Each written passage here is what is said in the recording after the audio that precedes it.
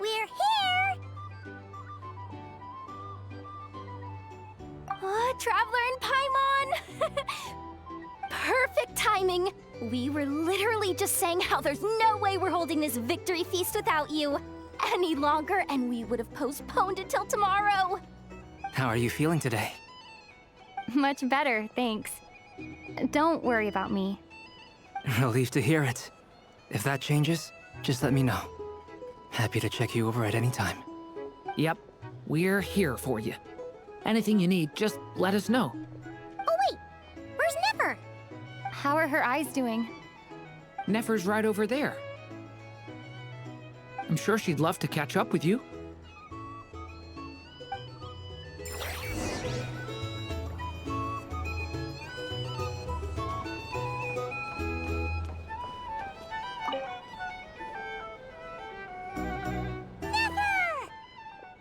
Traveler, Paimon, are you recovering well? Turns out that moon chanter has some real talent after all. My eyes were mostly recovered after just a couple days rest. I can actually open them again now.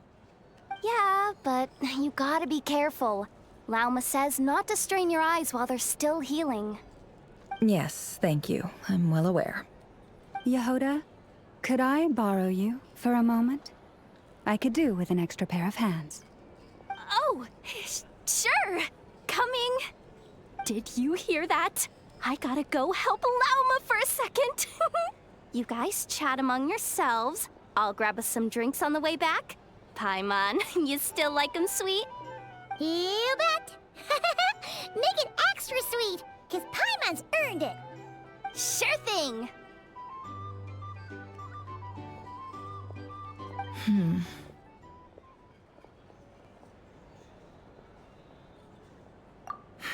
The Raker of Solnari. Kind of a snake, don't you think? No, definitely a snake. A poisonous one who spewed his venomous hatred everywhere.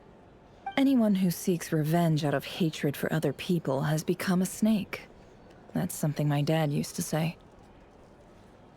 Perhaps.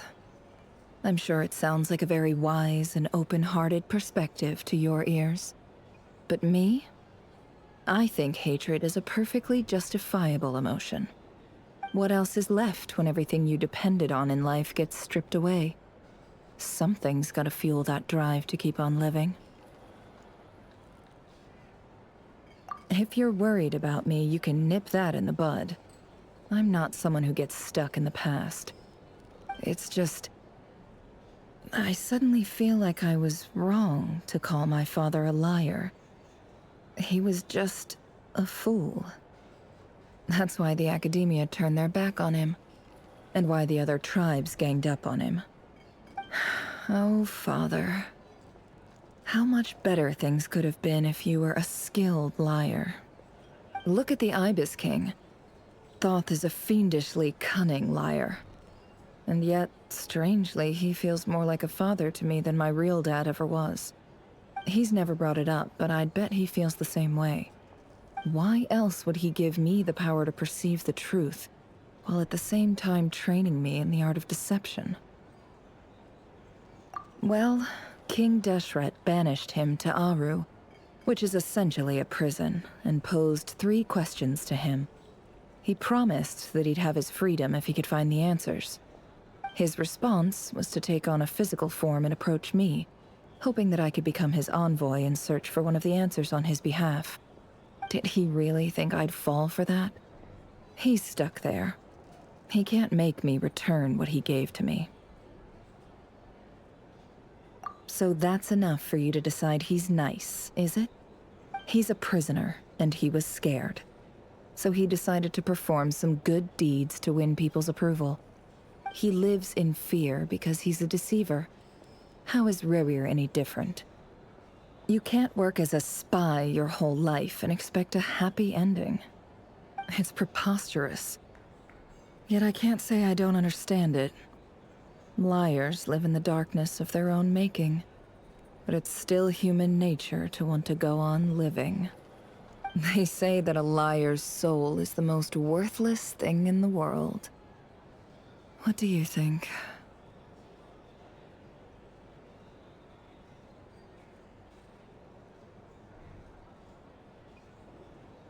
Good. If you understand that, it means you're smart. And you see things objectively. If you ask me, the soul of a liar really is worth nothing. Because all they care about is themselves. For example, when something good falls into my lap, I don't go sharing the news around. Stops other people trying to steal it from me.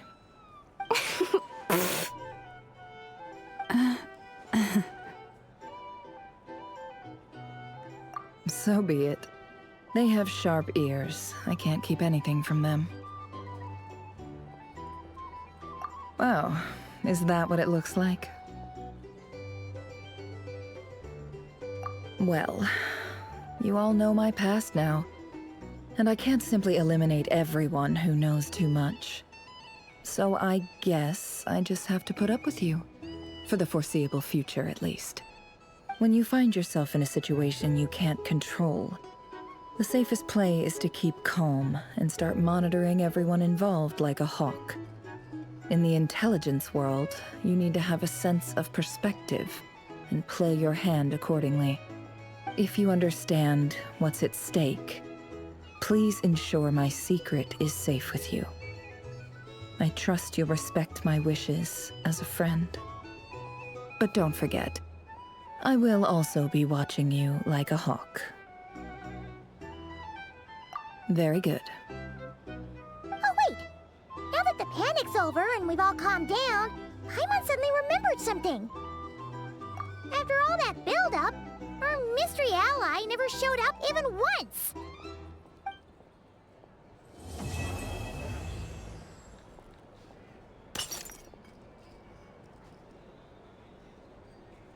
Huh?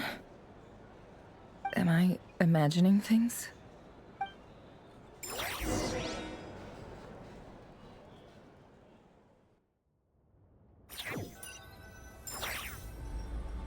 So, that close colleague who stayed behind with you? What's he been up to recently? Don't know, don't care. I get more normal human interaction from hanging out with Bosco too than him. Although, now you mention it, he hasn't bothered me in a while. I wonder if... If he's disappeared without a trace, it's the biggest gift he ever gave to the world. But I somehow doubt that's what's going on. He won't lie low forever. So we'd better stay on guard.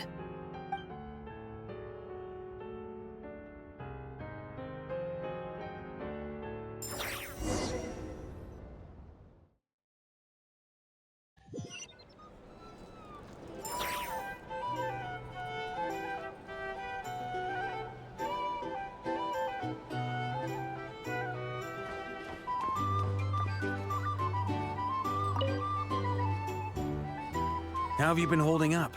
Any adverse reactions? If you start to take a turn for the worse, make sure you tell me right away. You don't need to worry about me, Grandmaster. I'm fine. I mean, I barely did anything, so... What? You're too humble, young man. You played an indispensable role in the battle for Nodcry. We can't thank you enough for your support. Sometimes, when people praise you, it's because you deserve it. The best thing is to accept it calmly and with grace.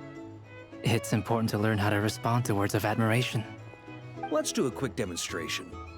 Albedo, that was an incredible feat of alchemy. The pressure was on, but you worked flawlessly at lightning speed to get the job done. Thank you. I can't take all the credit, though.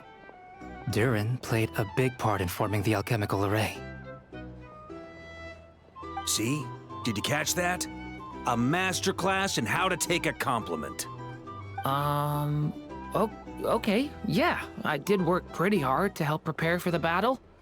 No point denying that. Hey, you guys! Hey, look who's bounced back. Looking good, traveler. Seems like you've recovered. You won't need to take any more medication. Can I get you a drink? Huh? You know how to order at a bar now? You've sure learned a lot recently. Handling a drinks order is ridiculously simple compared to alchemy. Don't worry, I'll blend into society yet. Paimon believes it. You're clearly a fast learner, just like your brother. To be totally honest, though, Paimon didn't quite follow all the details when you first explained the plan to us.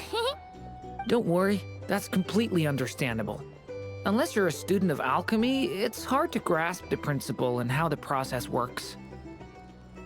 To put it in the simplest terms, we saw how our enemy stole the power of Kuvaki. And that gave us the idea of stealing his power to turn it against him. When facing an enemy you have no hope of defeating, it's best not to engage them in battle. So, instead of looking for a way to overpower him, we decided to help Columbina get strong enough to at least stand up to him in a fight. For this to work, we had to analyze his modes of attack, confirm who his main target was, and make sure that he wouldn't go beyond the range of the alchemical array. For added security, we prepared a total of 4 arrays. But to mitigate the impact of the battle, we identified one location in particular as the ideal spot, which is where the confrontation took place. The alchemical array absorbed his abyssal power. Then Durin processed it to render it usable by Columbina. That power enabled her to do what would otherwise have been nigh on impossible. What surprised me was that Dainsleif actually agreed to join us. Given his history with Rerir, he had every right to sit this one out. But we're extremely grateful for the decision he made. It must have been a painful choice to make. But I'm sure that making a decision was far better for him than staying in limbo. Absolutely. He was torn between 2 paths, but in the end, he made his choice and stuck to it resolutely. He doesn't strike me as the sort of person who'd stay trapped in limbo for long. Anyway, however you cut it, everyone gave a stellar performance. And now, it's time to kick back and celebrate.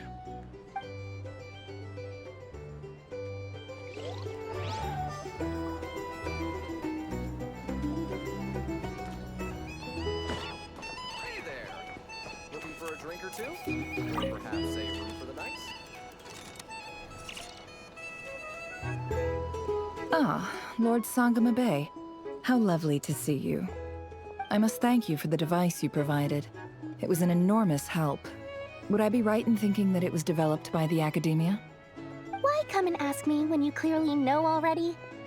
I mostly came to thank you. That's more like it. A little gratitude goes a long way with Lord Sangama Bay. Play your cards right, and you might even stand a chance of becoming my long-term supplier. The chance to work with such a kind and charitable investor as yourself would be a great honor for the Curatorium. Huh? Charitable? Who said anything about charity? First time hearing about it. Let's see. The first plot of land you purchased in Nodcry, your desert interests, and... Stop! What do you think you're doing? Exposing my investment history! It's nothing to hide from. They're all perfectly legitimate investments. And some of the land you purchased was with the intent of building a sanctuary? Yes, I heard about that too. How did you... You're a curious case, Lord Sangama Bay. You don't like people finding out about your good deeds, do you? But I'm afraid no matter how hard you try to keep things under wraps, where there's a will, there's a way. You did it for Sumeru, didn't you? It was empty land that was gonna go to waste otherwise. I figured if I built something there, it might at least get some use in an emergency. Disasters are capricious things. They strike without any warning. I've lost family to a disaster before, and I don't want to lose any friends or business partners if I can help it. My elder sister used to dream of finding a sanctuary. Somewhere with plenty of food, water, and medicine. Where everyone could live happy lives. It was something I looked into, but after discussing things with the Dendro Archon, I decided on a more effective strategy. The tech people handled the tech, and Moneybags provided the Mora. It just made the most sense. It's a pity that so few people know the truth about you. Everyone says that you view everything in terms of Mora, and all you care about is growing your own wealth. So, what's the problem with that? Everyone wants to be rich. It's human nature. So yes, I love Mora, and it's nothing to be ashamed of. But surely you have dreams of your own, beyond just making Mora. You don't get it, do you? My dream is to invest in other people's dreams. And, you know, make a nice little slice for myself along the way. Just thinking about it makes me happy. That sweet, sweet sound of Mora. Thank you. For the device? And the pendant. Oh, that. I was just returning a favor. Don't worry about it. Seems like we've both been away from home for a very long time. Yeah. So long that I barely remember what my family even looked like. That would be your mother, father, and sister? Yeah, though it's been years since my sister passed away. It's not like I want to forget them, obviously, but memory can be even more ruthless than the most calculating business person. Beyond a certain point, if something isn't helping you, it just gets rid of it. My sister can't help me now. Slowly but surely, her face is fading from my mind's eye. It's become a vague impression. Not everything will fade. When loved ones pass away, the beautiful memories are the ones that last the longest. Yeah, that's true. If you ask me, that's the one silver lining in all of it. Well, that, plus, I'm sure that life is much better now than it was back then. Oh, absolutely. I have tons of Mora, a big beautiful house, business is booming, and I'm as happy as can be. You've got a lot going for you too. Boss of the Curatorium of Secrets? I'm sure there's plenty of Mora to be made in that line of work. I appreciate the vote of confidence.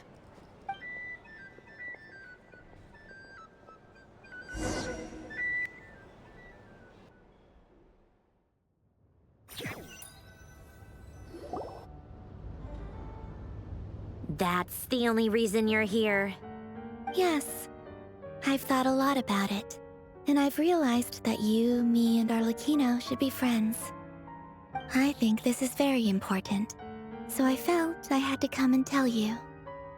Well, this is a new one. I'm so moved. I can't even hold my teacup. If that's all, you can leave now. Do you not want to be friends with me? Or is it that you prefer being coworkers? What is this, Columbina? Are you deliberately testing my patience threshold? Right now, my politeness module is active. But if you say another word, I swear I'll shut it down. If your politeness module was active, wouldn't you say the word please at some point? Polonia, please see Lady Columbina to the door. Will you still invite me to your next tea party? What? Yes, I think you will. Bye-bye, dear Sandrone.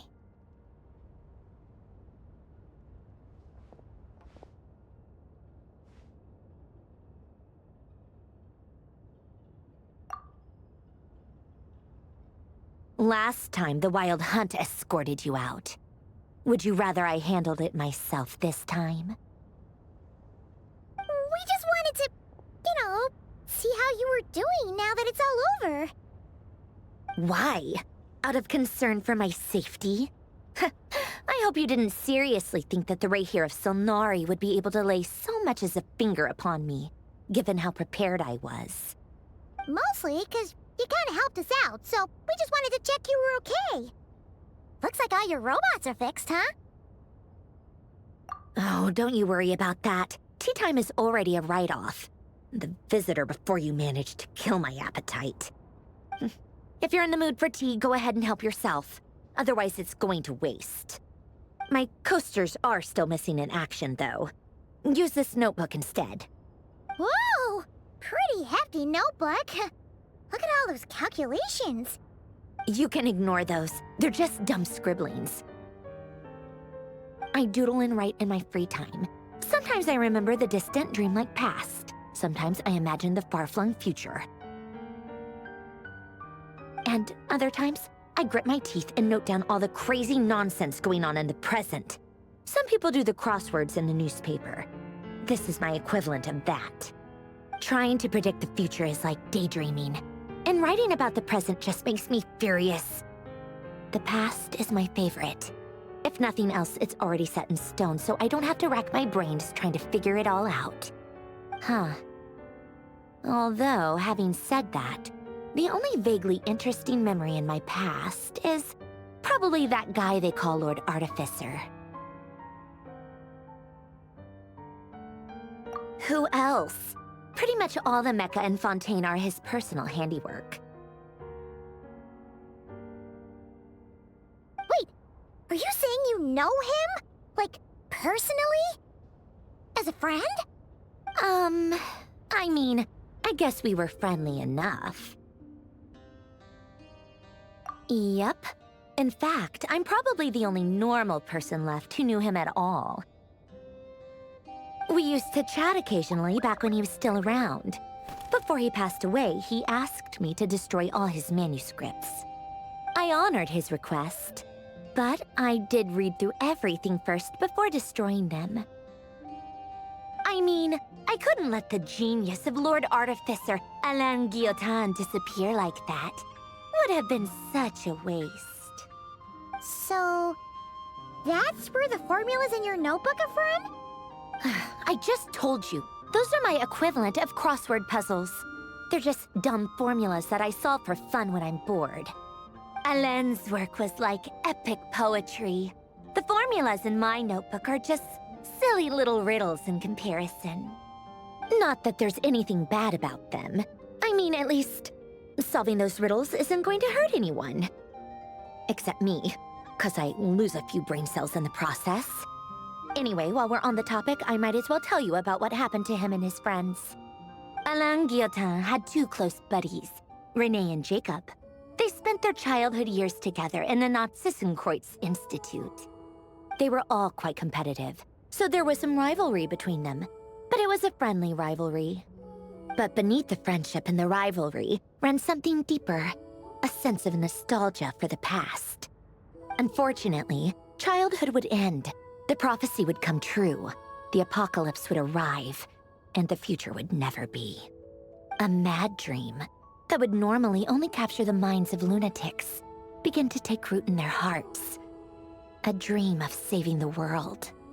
And if Renee and Alain had been people of lesser wits, that dream would probably have ended up as something for them to joke about in their older years. But alas, they were some of the sharpest minds around. They nurtured that dream with the full power of their intellect, and it grew into something that ate away at their souls. The first of them to fall under its spell was Renee. Against Alain's wishes, he persisted in experimenting on a mutual friend of theirs to try and save their life. Alain did not approve and parted ways with Renee. It's complicated. Alain wanted to believe that Renee only did what he did for the sake of their friendship. But when he told me about what happened, I could tell he still had some suspicions about Renee's motives. Perhaps the seed that would grow into a nightmare had already sprouted in Renee's mind. Even then, the next time they met, Renee's soul had been completely engulfed by the dream of salvation. His futile attempt to change the tide of fate only resulted in a wave that swallowed up the world, even before the apocalypse came. And although that wave died down eventually, I hear that it just recently came back with a vengeance. As I understand, Renee wanted to live out his dream of salvation once more. But I'm told that the attempted resurgence finally died out for good. At long last, Renee awoke from his deluded dream. Though of course by then it was far too late. What do you think of Renee? Do you admire his transcendent genius? His view that any price was worth paying to achieve the lofty goal of saving the world? Or do you despise him? Dismiss him as an evil madman who wrought havoc on the lives of everyone around him as he pursued his delusional dream? Same difference, really. Just a matter of perspective. What a cop-out. But I suspect you'd have a more incisive and insightful answer if we dug into it further. I don't like fanatics who give up their whole lives for their ideology. Nor do I like fools who let their delusions take control. Maybe I could understand if Renee had just been an ordinary person. But he had a sage-like intellect. And still managed to get himself lost in a labyrinth of his own desires. Anyway, that's enough about Renee. Now, moving on to Alain Guillotin, the Lord Artificer. He managed to put a stop to the first storm whipped up by Renee.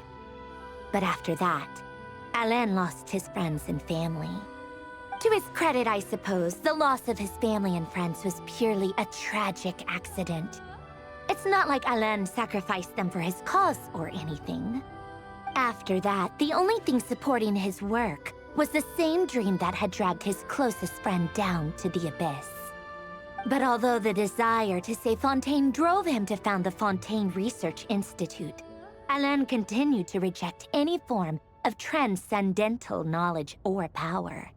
He was suspicious and fearful of it, having seen the way it had affected his closest friend. I think that formulas and machines derived solely from human intellect were the only thing that gave him a sense of spiritual comfort. Yet Alain's intellect was simply too great. It barely left him space to breathe in his lifetime. Once he realized that the end of his life was approaching, he finally accepted the truth. The Nazissenkreuz Institute needed someone, and a human being, to see its story through to the end. He quit working on his formulas, trading them in for the fairy tales that had played such a formative role in his childhood, but which he barely touched in his adult life. He told me that the director of the Nazissenkreuz Institute used to read those fairy tales to the children as bedtime stories. Apparently, they worked wonders at sending kids off to sleep. I think that all he wanted at that time in his life was to be able to sleep deeply without being plagued by depression. By that point, nothing else really mattered. At the very end, he laid down to rest in the ruins of the former Nazissenkreuz Institute orphanage, while the Fontaine Research Institute he had founded continued tirelessly with its work. Many years after that, tensions over competing dreams would once again cause a rift, this time between members of the Fontaine Research Institute. But the actions of those fools had nothing at all to do with Alain. And that is the story of two people from the Nazissenkreuz Institute who both wanted to save the world. One went all in on his fantasy of salvation without ever looking back, and ended up calmly sinking to the bottom of the deepest sea. The other sought desperately to burn bright in his life, even though he wasn't sure where he was going. I do sometimes wonder, why is it that people like them have such grand hopes of saving the world? Even the grandest tree starts as a tiny seed. So perhaps, for each of them, their mission to save the world began with a very simple desire: to save themselves. They were young children with friends and family who mattered to them, desires to explore the meaning of life, ambitions to have a successful career. They didn't want to see all of that taken away in one fell swoop. Or maybe they just wanted to find something to anchor themselves within the chaos, to stop them getting quietly swept away by the storms of life. But instead, The search for their own salvation took them down the rocky road laid out by fate. Do you think the desire to save oneself is enough of a justification to try and save the world?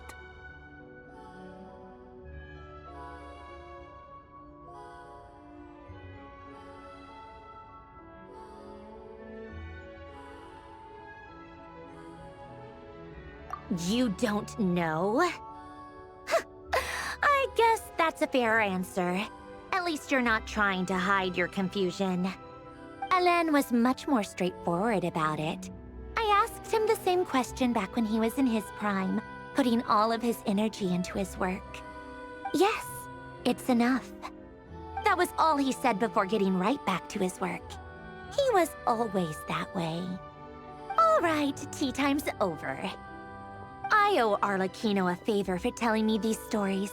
I'll have to bring a whole sack of gifts the next time I visit the House of the Hearth. I'm gonna go tinker with Polonia now. You guys can do whatever you want, as long as it doesn't involve interrupting me. Polonia, exit hibernation mode.